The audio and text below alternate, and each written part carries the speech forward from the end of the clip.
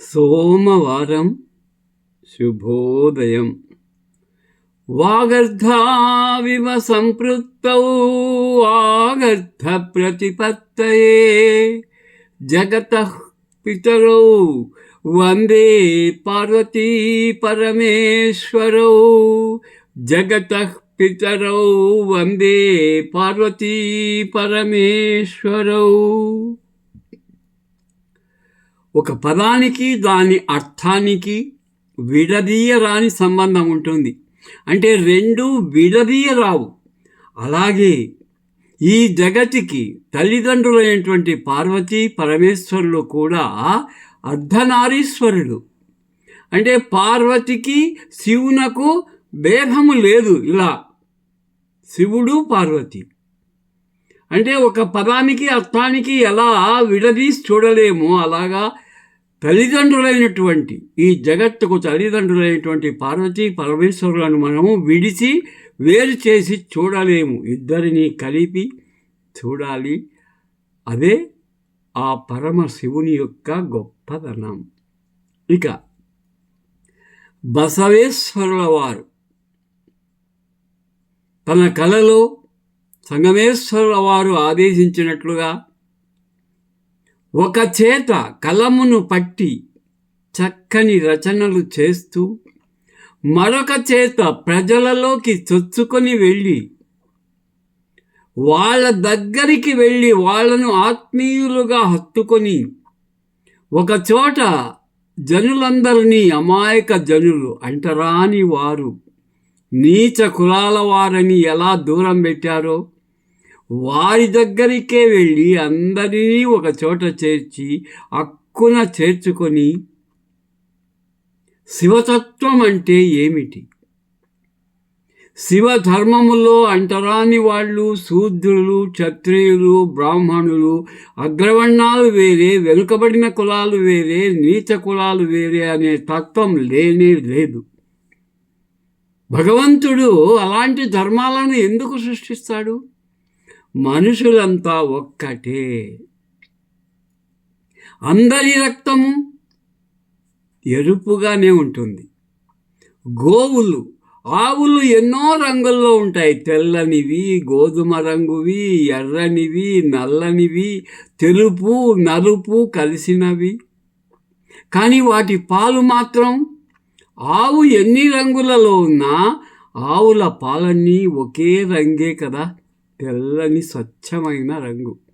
కాబట్టి మనుషులంతా స్వచ్ఛమైన వారు, ఎవరు అంటరాని వారు కాదు, నీచులు కాదు, దూరం పెట్టాల్సిన అవసరం లేదని అందరినీ హక్కును చేర్చుకున్నాడు వారి భాషలో. ఇప్పుడు ఉపాధ్యాయుడు ఆయన ఫేమస్ హార్వర్డ్ యూనివర్సిటీ నుంచి వచ్చాడు. మరి ఆయన ఆకాశమంత ఎత్తులో ఉండి టీచ్ చేస్తే భూమి మీద ఉన్నటువంటి అమాయకమైన విద్యార్థులకు ఎలా అర్థమవుతుంది?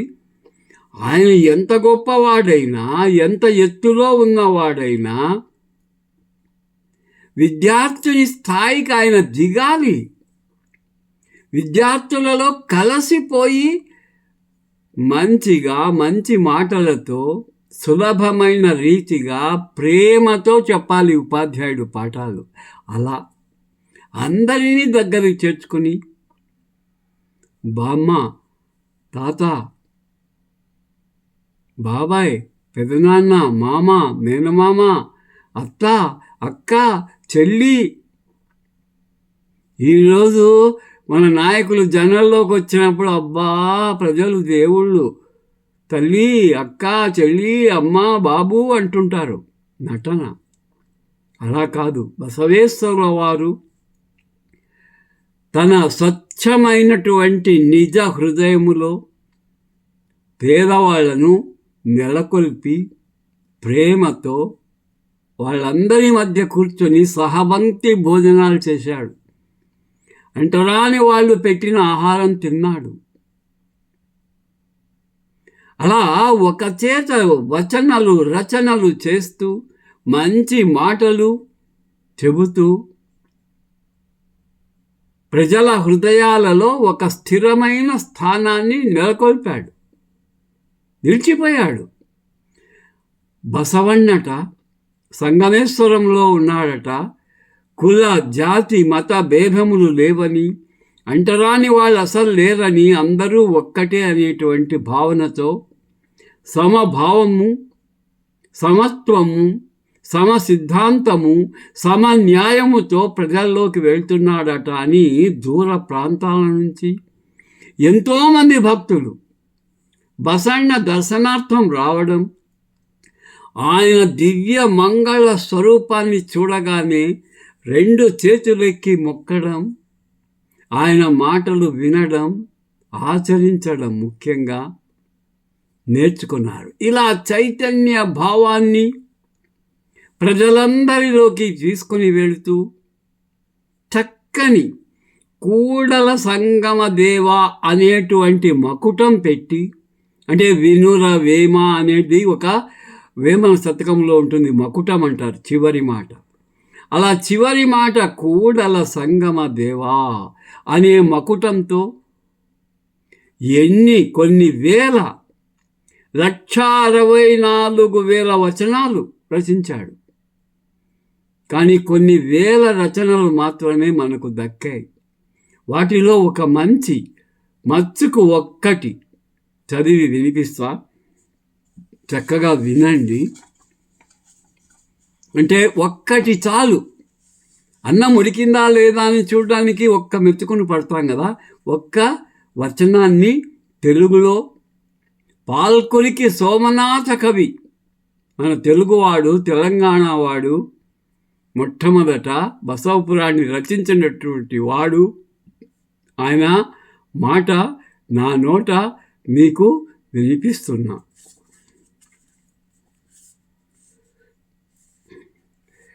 ఇక్కడైనా అక్కడైనా ఎక్కడైనా చెల్లే నాణ్యం, ఏ దేశానికి వెళ్ళినా చెల్లేటువంటి నాణ్యం ఒక్కటి ఉంది. అదే బసవన్న మాట. నాణ్యముతో సమానమైనటువంటి మాట. అంటే బసవన్న మాట ప్రపంచములో ఏ దేశానికి వెళ్ళినా శభాష్, చక్కని మాట అని చెల్లుబాటు అవుతుందనేటువంటి విషయం మనం తెలుసుకోవాలి. ఈ మనుష్యలోకం పరమేశ్వరుడి టంకశాలయ్యా, ఇక్కడ చెల్లితే అక్కడ చెల్లుతారయ్యా. ఇక్కడ చెల్లని వాళ్ళు అక్కడా చెల్లరు. కూడల సంగమ దేవా.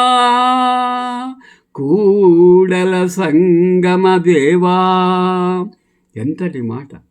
ఈ ప్రపంచం అనేది ఒక టంకశాల.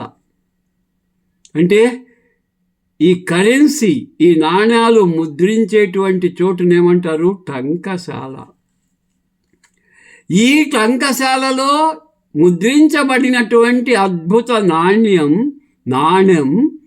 అంటే ఒక కాయన్ బసవన్న. ప్రపంచంలో బసవన్న అనే నాణ్యం ఎక్కడికెళ్ళినా చెల్లుబాటు అవుతుంది. అంటే ఇక్కడ చెల్లుబాటు అయితే అక్కడ చెల్లుబాటు అవుతుంది, ఎక్కడైనా చెల్లుబాటు అవుతుంది. బసవన్న యొక్క వజ్రము లాంటి, ముత్యము లాంటి మాట ఎక్కడైనా చెల్లుతుంది. కూడల సంగమ దేవా. ఎంతటి అద్భుతమైన మాట. కన్నడలో చెప్తాడు, కొలబేడ. అంటే ఇతరుల వస్తువులు దొంగిలింపవద్దు, వాటి కోసం ఇతరులను హింసించవద్దు, చంపవద్దు. కాయకవే కైలాస కూడల సంగమ దేవా. ఈ కాయకం, ఈ దేహం అనేదే ఒక దేవాలయం. మనము చేసే ఈ శరీర కష్టమే ఒక కైలాసం. అంటే ఎవరైనా శరీర కష్టం చేసే చెమటోడ్చి తినాలి. కూర్చొని సోమరిపోతుల్లా ఉండరాదు. పరుల సొమ్ము తింటూ కూర్చోరాదు. పరుల సొమ్ము తినేవాడు పాపి అనే అర్థం వచ్చేలా కాయకవే కైలాసవయ్యా కూడల సంగమ దేవా. ఇంతటి గొప్ప విషయాన్ని ప్రజలకు అర్థమయ్యేటట్టు శరీర కష్టం, చెమట చిందించడం, రక్తాన్ని కరిగించి కండలు కరిగించి రక్తం చిందించి మనిషి జీవించాలి. ఎంత గొప్ప తత్వం! ఇది ఒక సమానత్వాన్ని తెలిపేటువంటిది. ఒక సమాజకర్త, నూతన సమాజాన్ని నిర్మించేటువంటి ఒక సంస్కర్త చెప్పినటువంటి గొప్ప మాటలు. పాల్కురికి సోమనాథుడు, ఈయన ఏ శతాబ్దం వాడు, ఎక్కడి వాడు, ఈయన ఎందుకు, ఎక్కడో కర్ణాటకలో జరిగినటువంటి, ఇక్కడ మన ఆంధ్ర ఉభయ రాష్ట్రాల్లో ఎవరు లేరా గొప్పవాళ్ళు? ఆయన గురించి, ఆయన తత్వం, ఆయన వచనం గురించి బసవ పురాణం అనే దివ్య గ్రంథాన్ని, ఒక ద్విపద కావ్యాన్ని రచించి మనకు అందించారు. ఆ విషయాలను రేపటి రోజు పాల్కురికి సోమనాథుని యొక్క ఘనతను, గొప్పతనాన్ని తెలుసుకునే ప్రయత్నం చేద్దాం. ఓం నమో బసవలింగాయ నమః.